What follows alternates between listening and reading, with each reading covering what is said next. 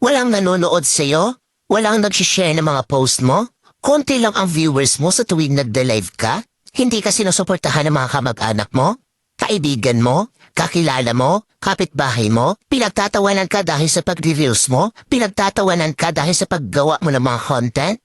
Ito ang tatandaan mo. Huwag kang huminto. Huwag kang susuko. Huwag kang papaapekto sa sasabihin ng ibang tao tungkol sa'yo.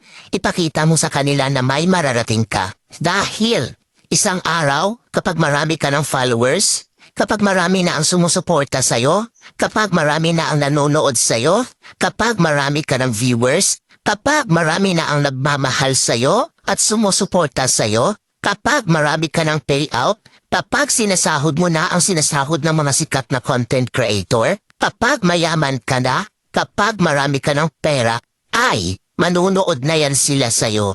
Sila na ang kusang lalap